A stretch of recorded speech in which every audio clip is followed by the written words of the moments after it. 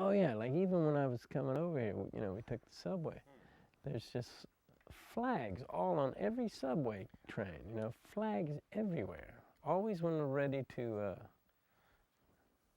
were you pointing to me? Okay.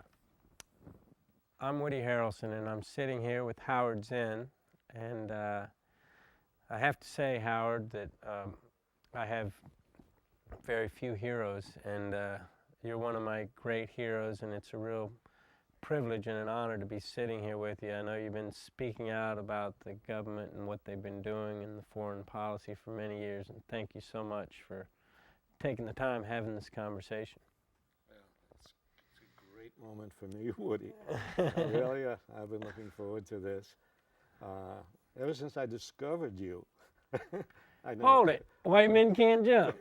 Right, white men can't, but I couldn't tell from White Men Can't Jump what your views were about war and peace. Hey, you could tell I was leaning a little bit to the left, couldn't you? Oh, you're getting things through the basket, which gave me a good feeling. I have gotten to meet, some people who I really admire, Jack Nicholson and Brando, and hang out with different people over the years, Paul McCartney. But to meet you is really, I'm meeting one of my true heroes, and it's a real honor to be here with you, Howard. Wow. I'm glad to be associated with Marlon Brando and Jack Nicholson. and so now I have to say something nice about you, right? No, it's not required. No, I'm not going to say anything nice about you. I'm just going to say why I was excited to come here and finally meet you and spend time with you and talk with you. And that is that I go to the movies a lot. My wife and I go to the movies a lot. We see a lot of bad movies. And when we saw White Men Can't Jump, we both absolutely knocked out. And, it was a great movie. Yeah. And you were pretty good in it. and then saw you in a couple of other things. But, okay, so you were another good actor, interesting actor. But then but I had no idea that you were a person who was interested in the world. There are actors who don't seem to be interested in the world. You never hear anything from them about what's going on. They're interviewed on TV, and all they do is talk about the movies they're in. And then how did I know this? I saw an article that appeared on the internet, the way things magically appear, an article that you had written for the Guardian of London. You apparently were in London doing a play, and you wrote this article for the Guardian about the war going on. And I read that, and I said, wow, this guy is interested in the world. He's interested in war, he's interested in peace. It's a wonderful article. And so that gave me a wholly new idea about you. And then, I don't know how it happened. We started communicating by email, and yeah, I think Barbara was the conduit, really. Yeah, there was some Your intermediary there, some kind person who put us together. And so it's a pleasure for me, really.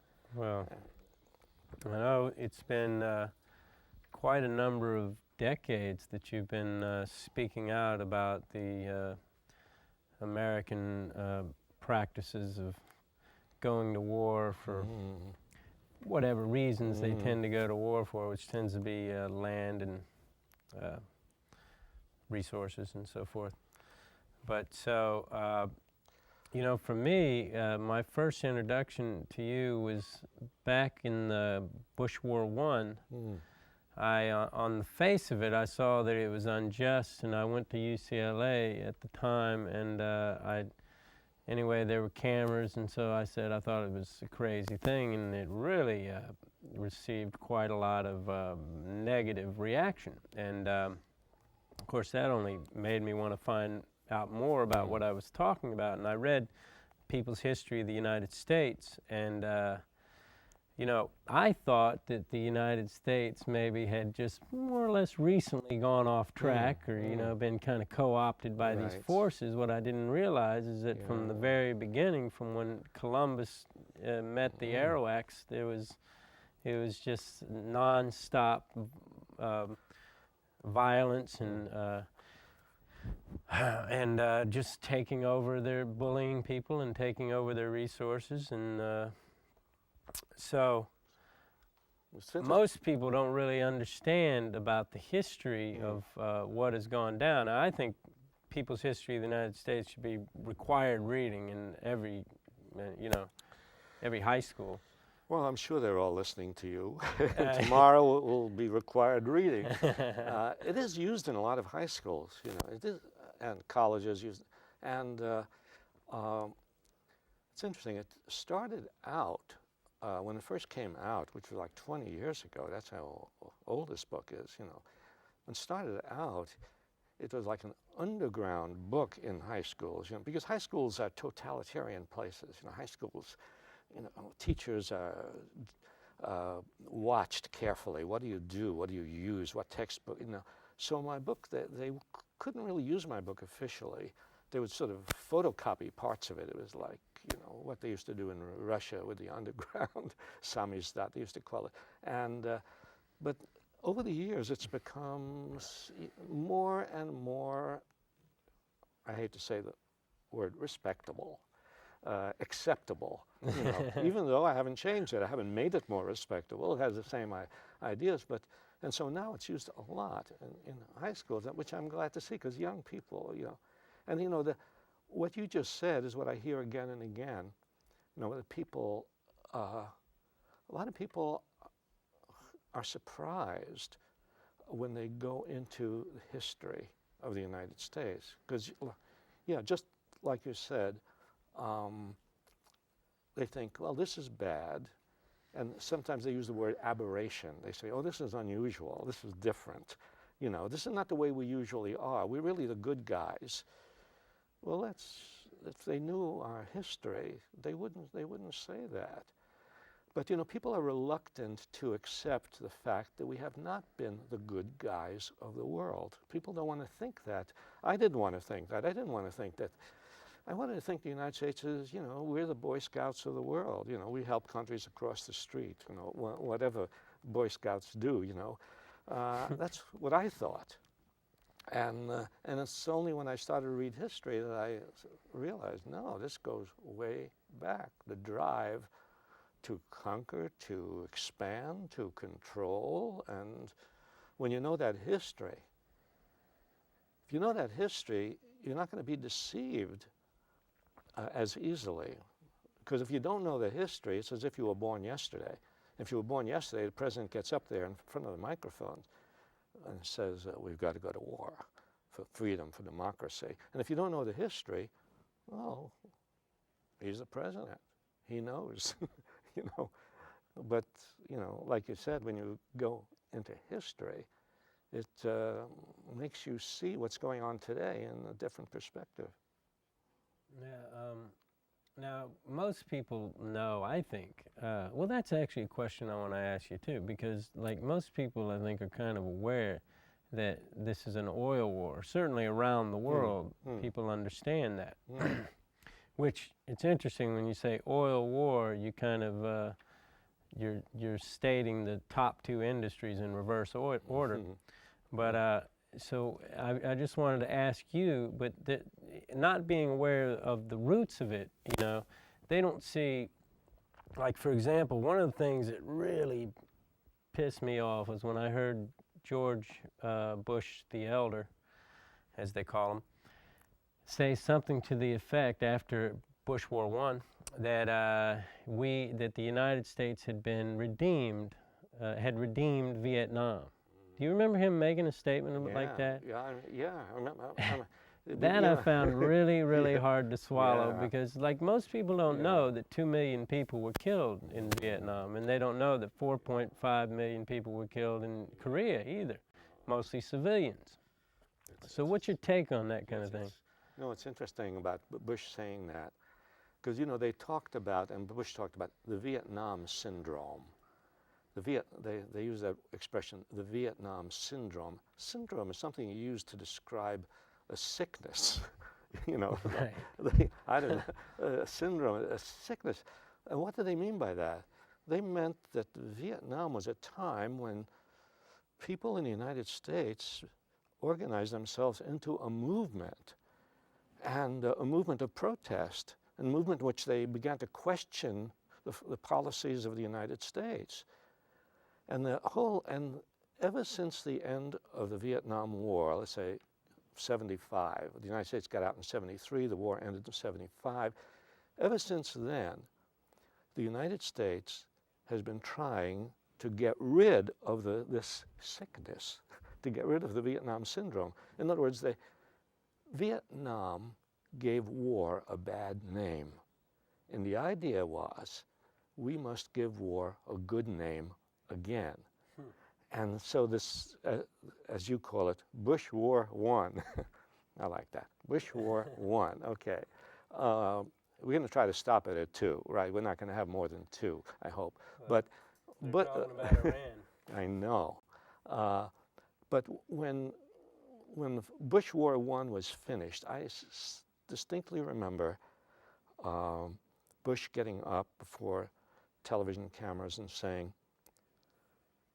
and this is almost his exact words, probably the most poetic statement he ever uttered.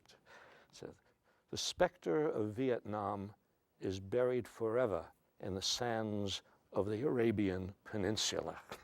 That's pretty good, huh?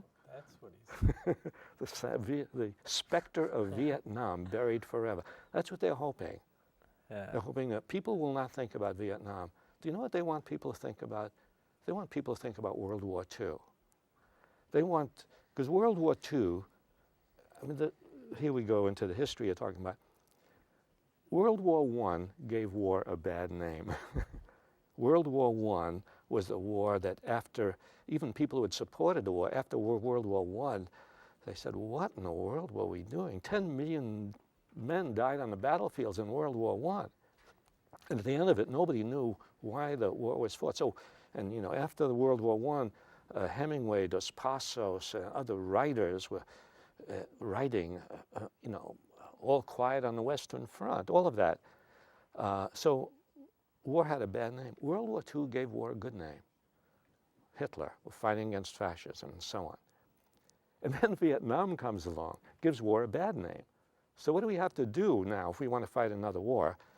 We don't want people to think about Vietnam. By we, I mean the administration. I don't like to really say we, but no, we don't want people to think about Vietnam. We want them to think about World War II, the good war. Skip Vietnam.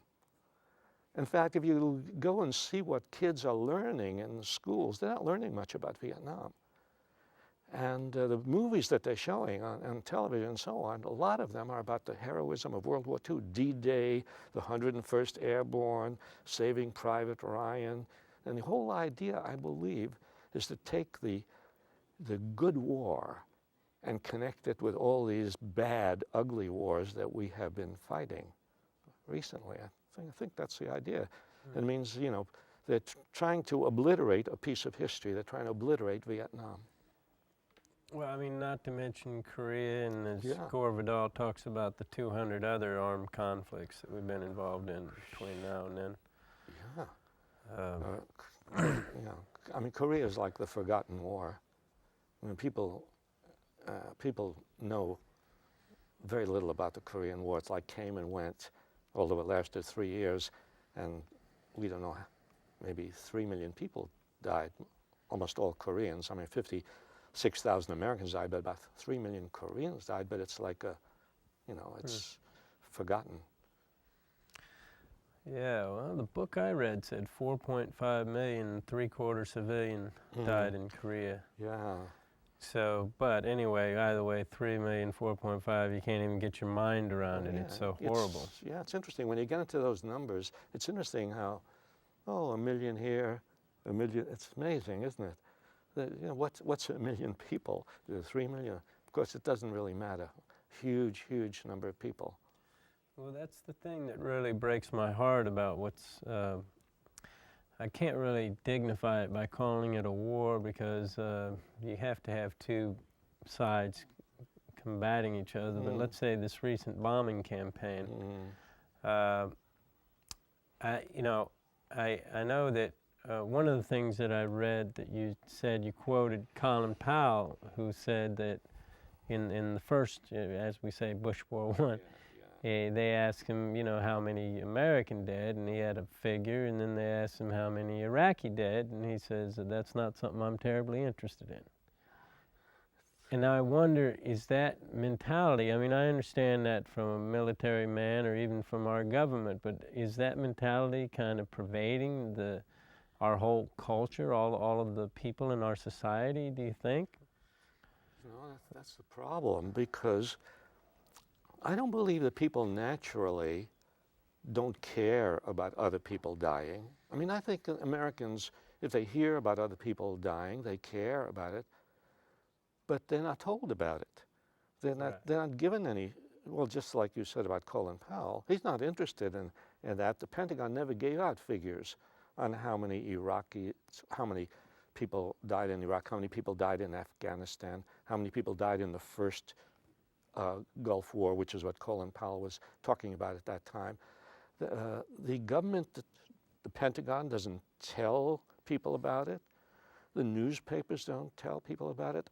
I distinctly remember that exactly when the first Gulf War ended, I mean, that very week in 1991, I was in an airport and I picked up actually, I confess I didn't pick up copies. Well, I picked them up, but I didn't buy them. You know, the airport, you go in, you pick up something, you read it, right? You don't pay for it. And so I didn't want to pay for Newsweek and Time, but I wanted to, big, you know, the front cover was victory, great victory, you know. But I was interested. I looked through each one. I had time, and my plane wasn't coming. I had time to look through Time and Newsweek, about 100 pages in each on the war. I looked to see if they had any report on how many Iraqi casualties there were. And there was nothing. So with that, you know, what you're saying, it's not a surprise that the American people are simply not aware. It's like these people are invisible. But I feel that the job of our job, I don't know, the people who are concerned in the world, the job is to make invisible people visible, you know. And, you know, when I think of invisibility, you know, I think back to Ralph Ellison, Invisible Man. I think black people being invisible. And what happened in the South was that the black people who created the movement in the South and suddenly created a commotion in the country, they made black people visible to the country. And before that, in a certain sense, to white people in the country, black people were invisible. And I think today with the war, I think we have the same problem. We have to make visible these other human beings who are dying. Americans die, and other people die. And I think, you know, I think American people are normally, naturally compassionate people. It's just that the media and the government don't tell them anything about that. Well, you know, on the subject of the media, you know, obviously it's been very anesthetized and cleaned up, and even what used to be a fairly progressive channel, CNN, once it was sold by Turner, it has become another mouth, you know, the party speak still, you know. And so I wonder, like in England at least, even though that has a government I would not necessarily approve of, and their foreign policy is kind of we're the child of their foreign policy, so it's not surprising. Like, you know, I know when the Pilgrims first came over, they started doing the same shit that they'd learned from their government, which is we're gonna, you know, burn their crops and rape and kill and pillage and take their land. But at least in England, you have The Guardian, and you have some progressive media where those people in England, there's no way Tony Blair is going to be reelected because he did something. They know what's going on. They also saw the pictures. The BBC showed them images of what was going on in Iraq. Now, in the United States, we simply don't have that, other than Free Speech TV and Democracy Now! And Guerrilla News Network and a few of these other mostly internet sources. So what I'm curious about is, how do we do that? I mean, how do we, what is the role of progressive media, and how does the progressive media that exists in this country get the word out and put a face to the inhumanity that's going on in the name of, freedom and democracy? No, it's a big question. It's not easy, because what you say is absolutely true. That we don't have a major newspaper like the Guardian of London, which is read by lots and lots of people. And we just don't have that. We have community newspapers, underground newspapers. We have periodicals, like The Nation, The Progressive, Indies Times, the magazine. We have periodicals with relatively small circulations. They don't have the clout of Time and Newsweek and so on. It's a great problem. What you say about the gap between the people in England getting information and therefore having a certain view of this war, as opposed to Tony Blair, who goes along with whatever this government does, that's what happens in the rest of Europe and in the rest of the world. And so if you go back to February 15th, when all those demonstrations took place all over the world, it was obvious everybody in the world, except here, knew that this war was wrong. Everybody in every country. And why did they know these things, and Americans did not know these things, or at least 65% or 70% of Americans, the ones who said they supported the war? The one reason I can think of is the one you talked about, and that is those people out there, they're not watching CNN. They're not watching Fox News. They have alternative sources of information. So that suggests that, our job is, how do we get information to people? And so we have these, we have this alternative radio, alternative cable networks. We have, this thing that we are on now, right? Neighborhood news network, right? That's community access cable. We have stations like this around the country, which are reaching people. We have Democracy Now! We have Pacifica stations, 4 or 5 Pacifica stations around the country. We have alternative radio out of Boulder, Colorado, with this guy David Barsamian. He records these very good things that are being said, a speech, and he puts them on a satellite, and he sends them to radio stations around the country, and a bunch of them pick them up. So there's no magic way to solve the problem of a dominated, controlled media. It's just a matter of being persistent and constantly expanding your listenership and your radioship. I like that. And constantly expanding that, and having a kind of faith that if you just persist in telling people the truth, persist in giving people information that they don't have, that it will make its way, because that's what happened during the Vietnam War, where also, the major media during the Vietnam War supported the war. They did not lead the charge against the war. They came in late. The movement Right, but they did respond when people came out and protested. Exactly. Whereas when people were protesting in this country, they didn't really, there was hardly any mention of it. It's more controlled today. It's true. It's more controlled today than it was then. But the process that went on then, I think, can still go on today. And the process that went on then was that more and more information got out to people about what was happening in Vietnam. And as more and more information got out to them, as they learned about the My Lai massacre, they learned about what was happening over there, and they turned against the war. And I think, I don't know, don't you see this already happening now? Don't you see, I mean, you look at even the New York Times reports, front page, Bush support slipping, like it's going below the 50% mark. And that's been going steadily down for the last few months.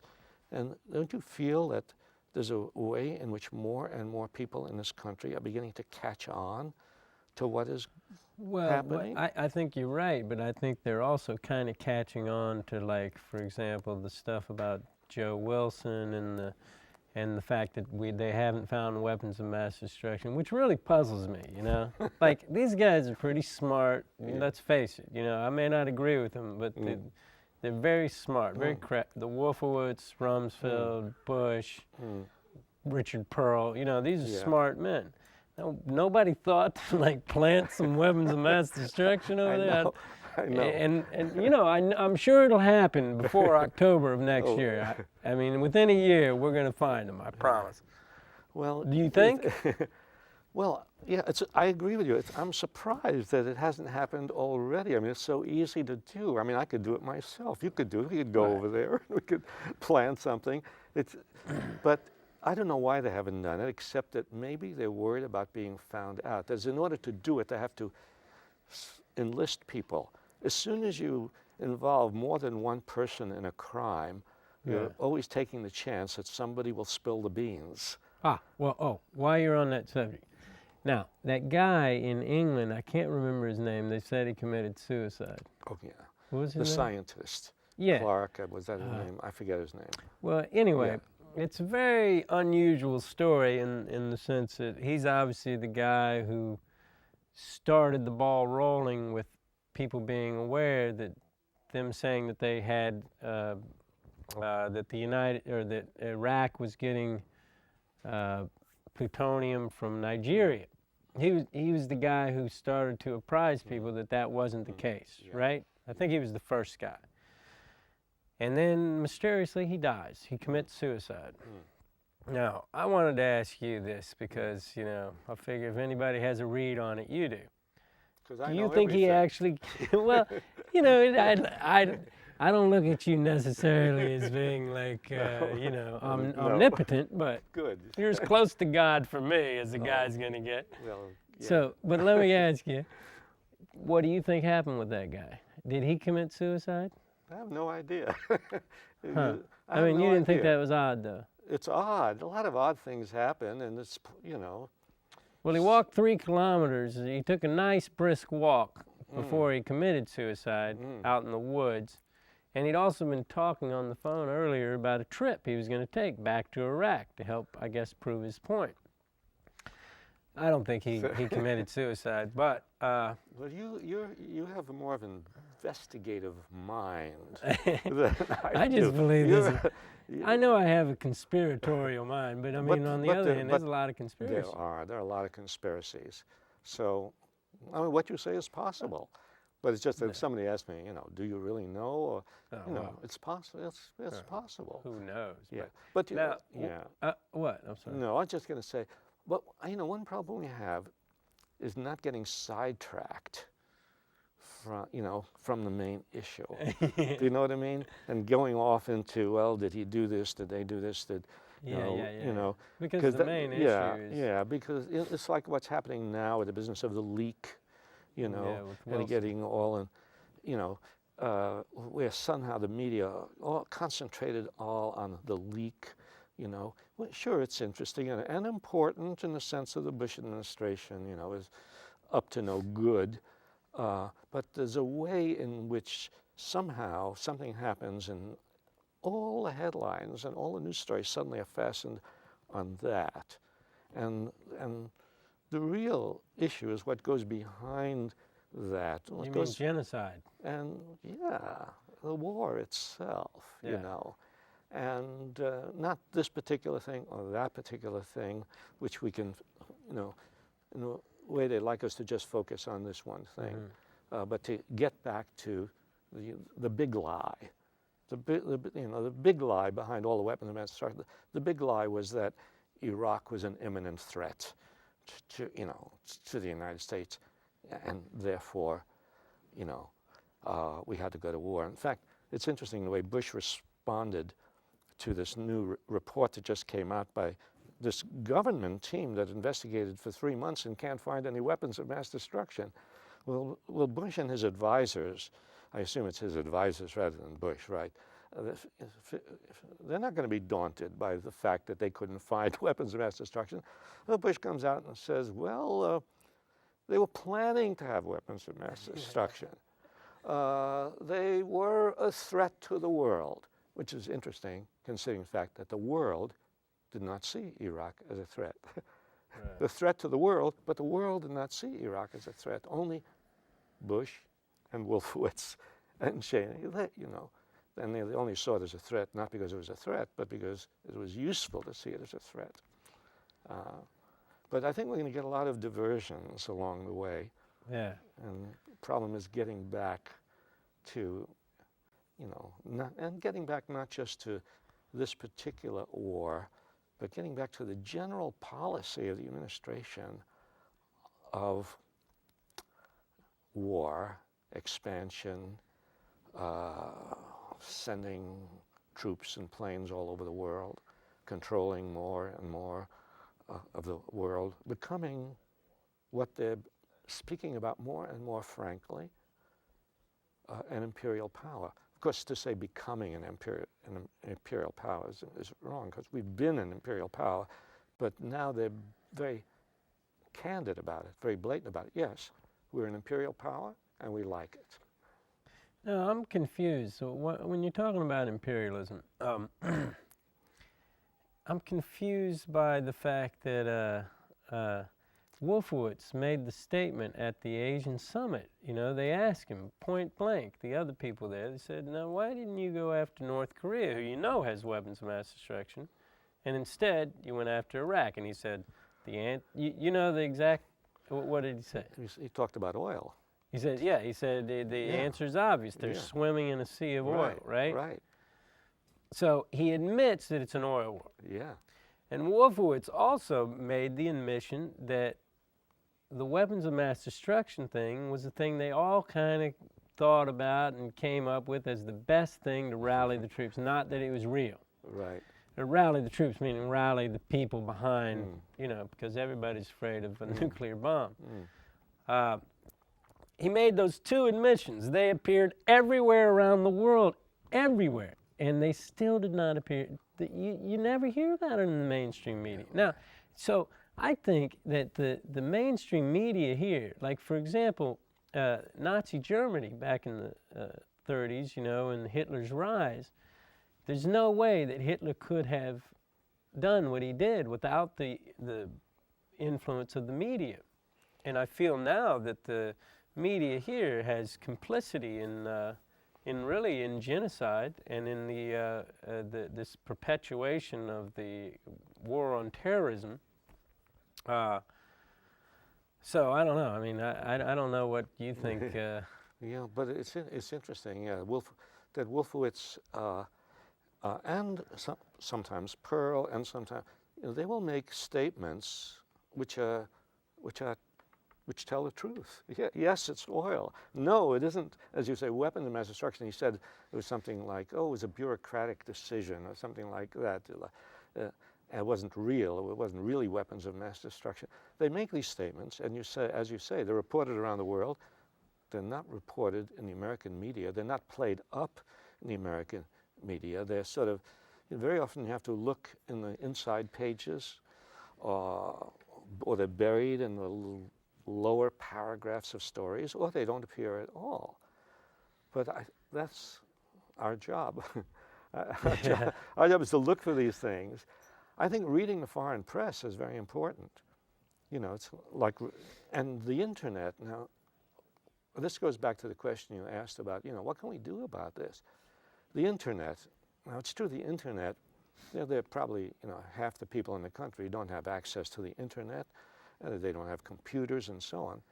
But even the 50% of people in the country have the internet. Internet is a wonderful way of bypassing the major media. Without the internet, we could not have had mass demonstrations all over the world on one particular day. Right. And so the internet and email and all these are ways of getting information around to people, which the major media won't report. And I do believe it's beginning to have an effect. Yeah. And you know, I like your optimism, by the way. well, I don't know. You can, we'll base things very often on very little evidence, right? Like, well, there's big evidence like the polls. Okay, Bush has gone down below 50%, but little pieces of evidence. My wife and I were talking to the plumber who came around to fix a leaky faucet, right? Because I don't know how to fix a leaky faucet. The plumber comes around to fix a leaky faucet. This plumber, we've known for years, very silent person. Just comes, does his job, doesn't want to talk. This time he stops and he talks. And he's angry. He's angry because he just read that the Bush administration is spending wants $87 billion for the war. And he's saying, hey, what about things that we need? He says, I don't have health insurance, you know. And I'm thinking, how many people are there like that? You know, the guy in my local post office, the other day I walk in, and just out of the blue, he says, and I discovered, and he was also very quiet for a while, but, you know, I got to, you know, I saw him again and again, never said a word, and then one day he says, I noticed there's something wrong with his arm, and he said, I was in Vietnam. He says, these guys in Washington, these old guys in Washington are sending young kids to war. Like me, I was 17. He says, you know, they're deceiving us all. So Yeah. this is, as I say, tiny pieces of evidence, but what it suggests to me that I think that, and these guys, the plumber, the post office guy, they're not reading The Nation magazine. They don't go on the internet, but somehow, you know, the reality of what's happening is beginning to come through to them.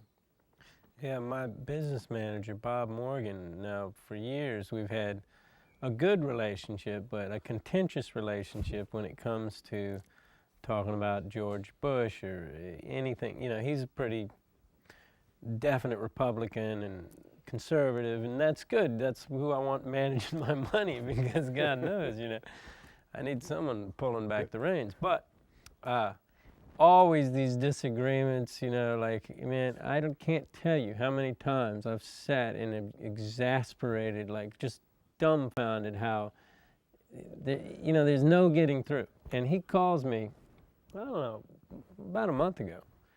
He says, Woody, he says, you were right. He finally shifted, like recently. He says, you've been right all along. All that stuff you've been saying, it's absolutely right. I was amazed, because I thought, now if he shifts, then anybody could shift. And If it's your a business major manager can shift. No, it's Right, true, anybody because can that shift. mentality Right. is so strongly entrenched, and it really Yeah. is representative of kind of the, you know, everybody wants to believe in their government. I mean, didn't we all grow up kind of putting our hand over our heart and, you know, singing the Star Spangled Banner? Excuse me. But I think it's interesting that suddenly you hear from him, and suddenly he's changed his mind.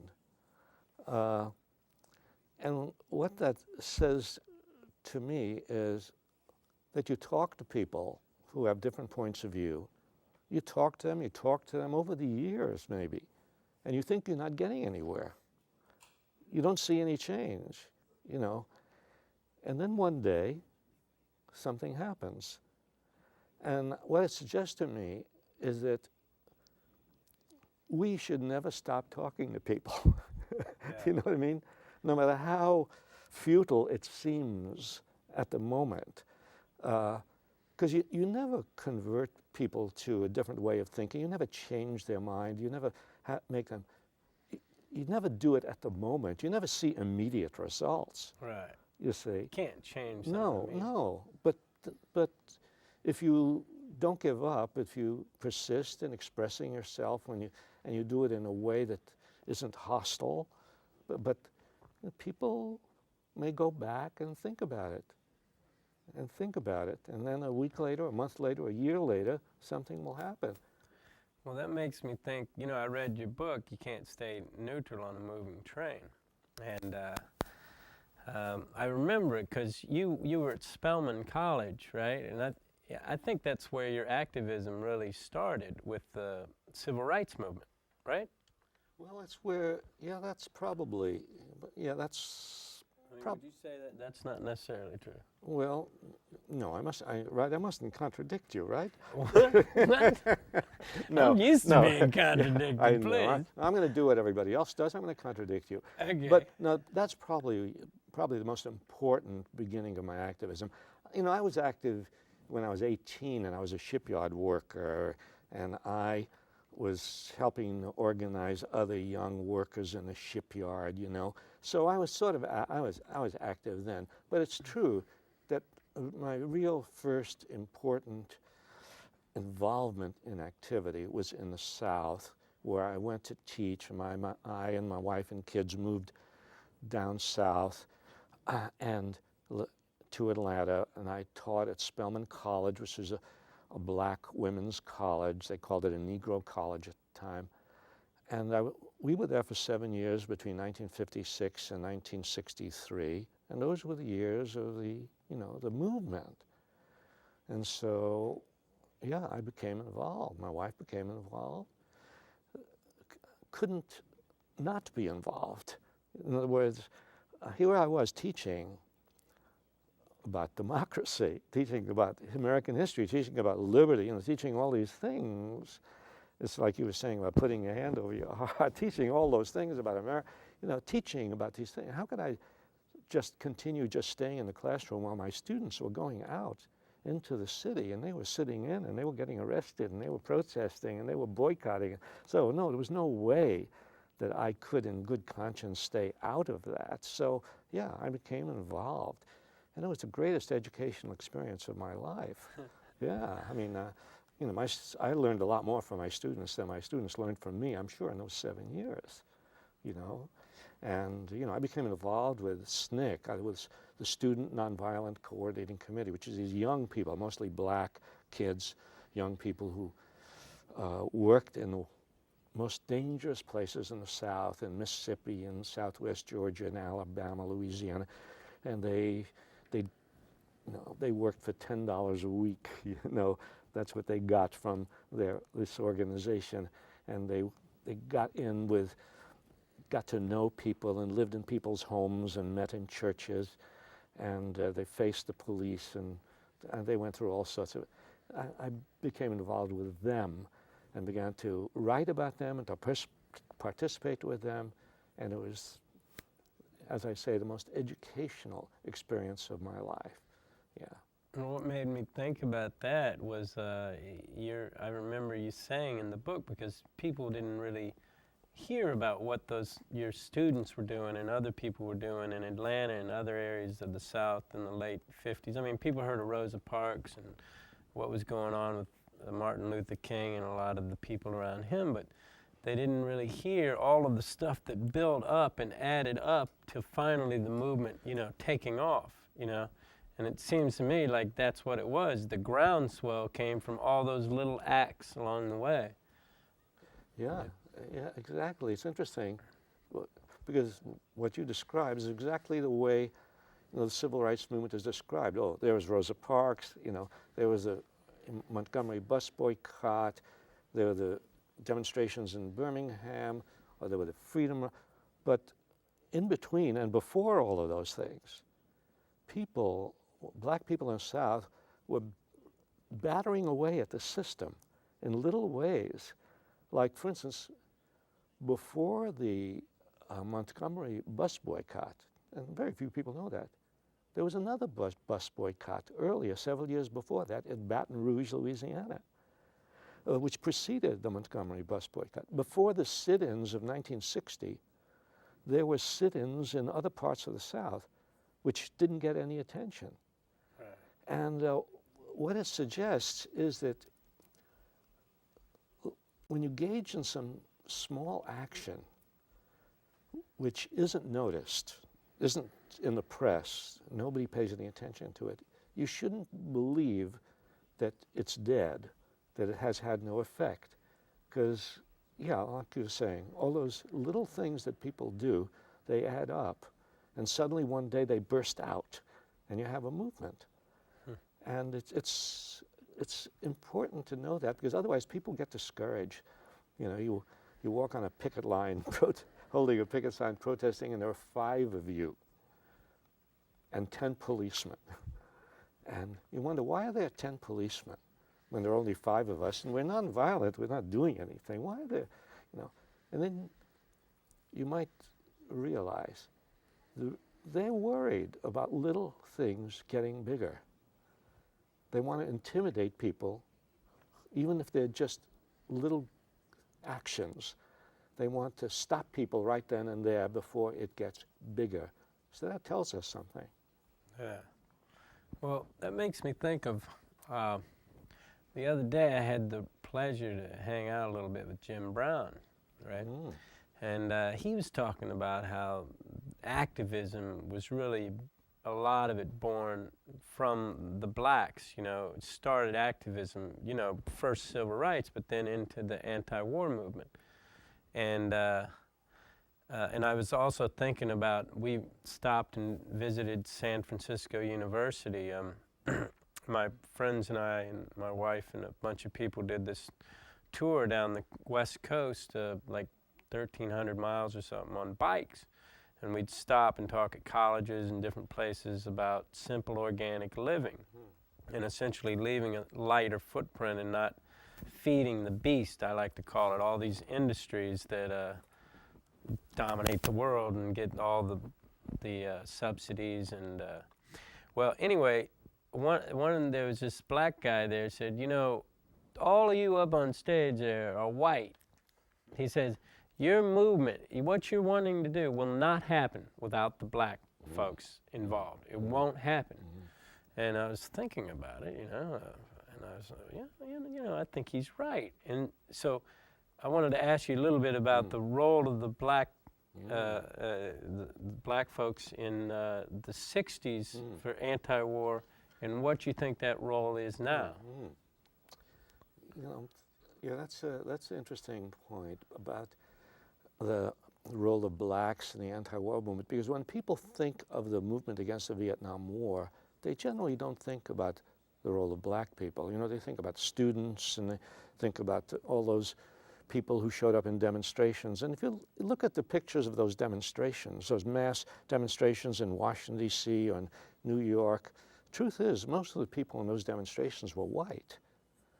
But the very first protests against the war came from black people in the South. The very first draft resistors were young black guys in SNCC, Student Nonviolent Coordinating Committee.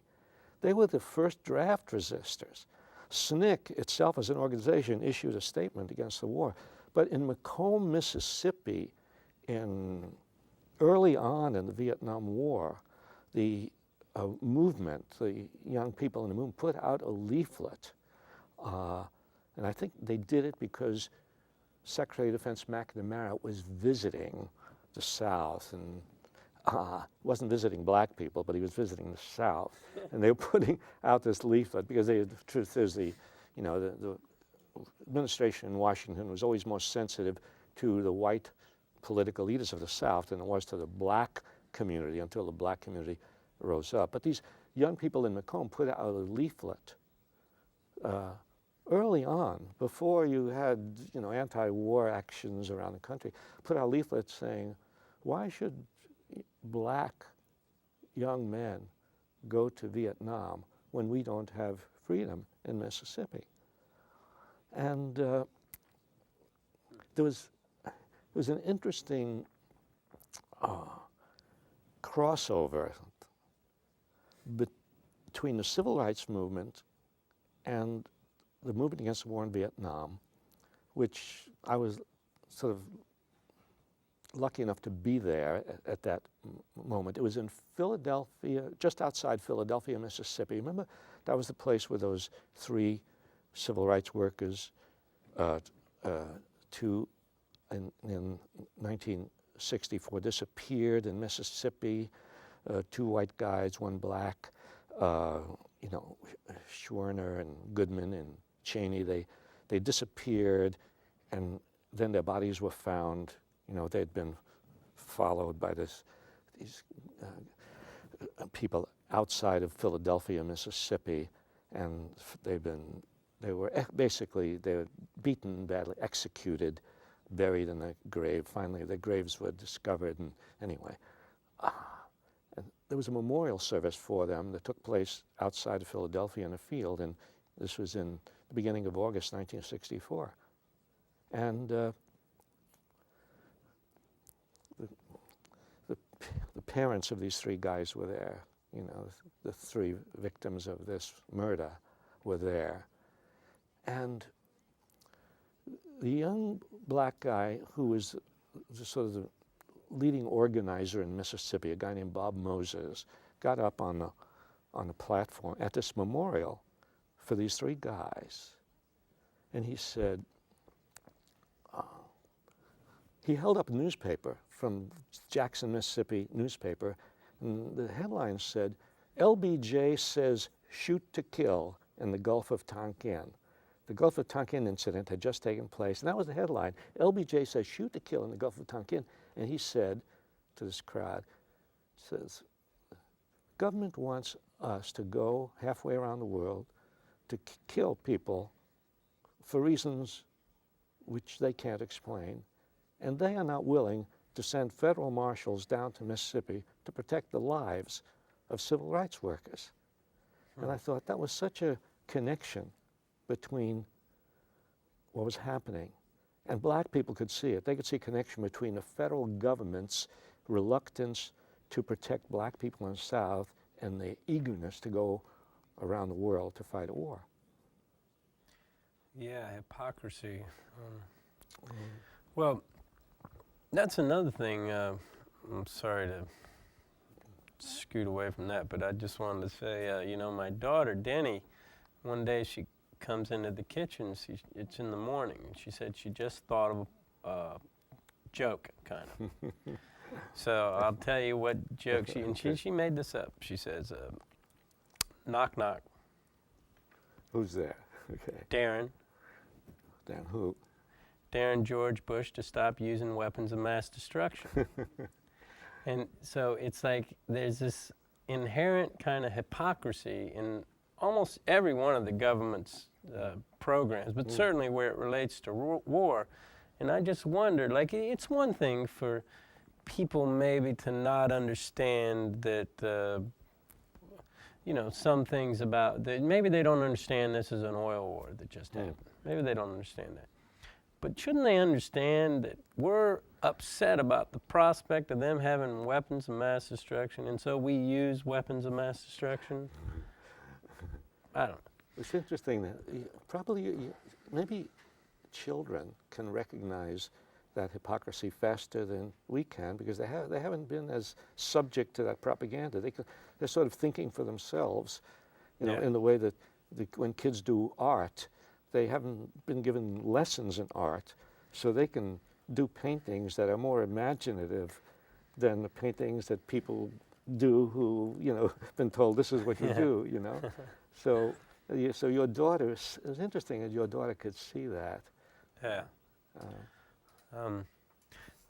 I wanted to ask you on the subject of free speech.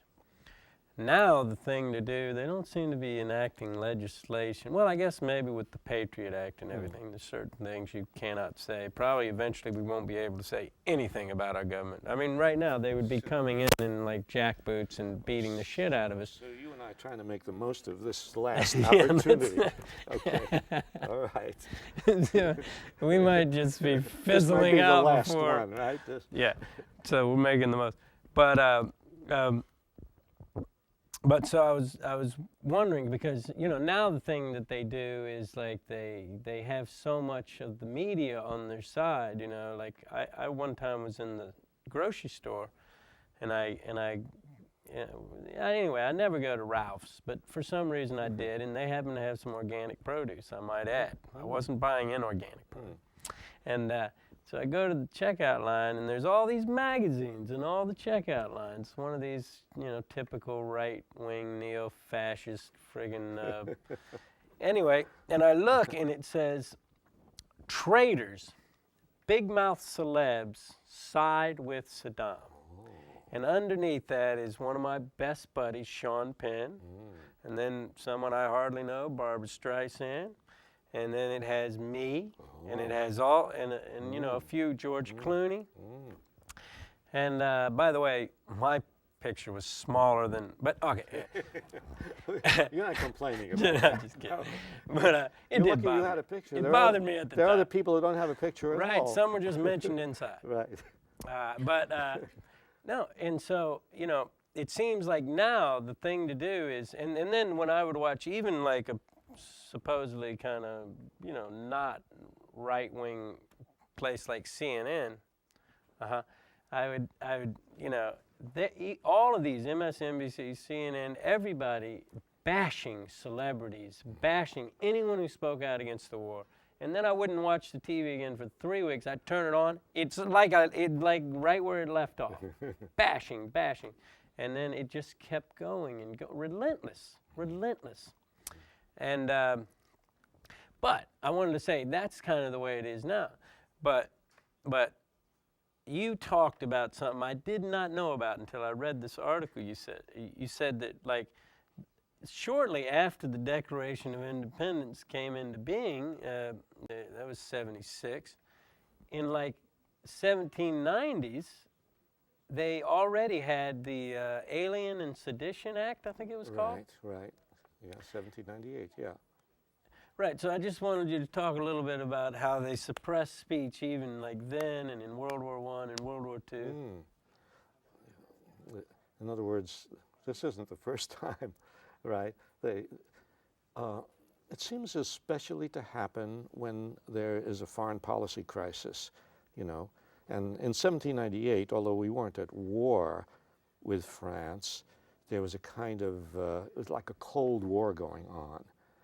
And so the government wanted to suppress criticism, and so they passed the Alien Sedition Acts. You can't criticize government officials, And people actually were imprisoned under the Alien Sedition Acts. But that's a pattern. In every war, there's always been an attempt to suppress dissent because the government is worried about people turning against the war. They want to control information. And in World War I, they put about 1,000 people in prison under the Espionage Act and another Sedition Act. It's interesting to me that they feel the necessity to do that. It means that they are worried about Even the truth. small movements. But of course, before World War I, it wasn't actually a small movement. The Socialist Party was big before World War I. The IWW, Industrial Workers of the World, was very powerful. Trade union, radical trade union. That was Eugene Debs then? Eugene Debs was very involved in both the Socialist Party and the IWW. That's right. And Debs went to prison for 10 years because he spoke out against the war. So it's a pattern of it's interesting, the reasoning that they always use. The reasoning they use is, well, we're at war, and we're at war, you must support the government. Strange kind of reasoning. It's exactly when you're at war that you need freedom of speech. It's exactly when life and death is at stake, right, that you need to be able to question what the government is doing. And exactly at such a time, they say you mustn't speak up. But this business of celebrities, it's interesting. There too. Why are they so excited about celebrities speaking out? Makes me feel good when I see that. I mean, that is really. I mean, I feel, oh, good. It's getting to them. Whenever they react that way, I feel, oh, it's getting to them. It's good. It's good that you and George Clooney and the Dixie Chicks and Tim Robbins and Susan Sarandon, it's Eddie Vedder, all of these people who have a big following, speaking out, being citizens, not content with just being entertainers, being citizens. And I think it's terrific. Do you think that this kind of movement is about to just, is it going to take hold and really go crazy now, or do you think it's, I mean, what do you think is going to happen? Do you mean the movement against the war? Not just against the war, Or but the really movement- starting to see the corruption of the government and its foreign policy generally. I think that the cracks in the empire are going to become wider and wider. I really have faith that the truth, although it takes a while to come out and although they try to suppress it, I really believe that the reality of what is happening comes through the people. And I see that happening now. I am confident, really confident, that more and more people in the United States, as they learn more, because Americans really, I believe, have a common sense, have a common decency. It's just when they are misled and deceived and lied to that they will support war. But as soon as they begin to sense that something is wrong and they begin to learn things, I feel that we're going in a good direction.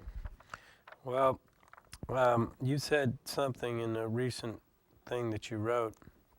Actually, it was in maybe October, or no, it was in May. You talked about Tom Paine uses the word patriot to describe the rebels resisting imperial rule. And he also enlarged the idea of patriotism when he said, "My country is the world, my countrymen are mankind." Well, that's kind of the way I feel. I was really glad to see that you quoted him, and that, I don't know, it made me feel connected to Tom Paine. Do you think that you and other people in the arts are especially close to the idea that we are all citizens of the world? Because I think people in the arts have an opportunity to go all over the place, to go to other countries, to experience other cultures, and I think musicians are traveling all over the world, actors are going all over, and I think it creates the possibility of you being more aware that, yes, patriotism is not just caring for your own country, it's caring for people all over the world. Yeah.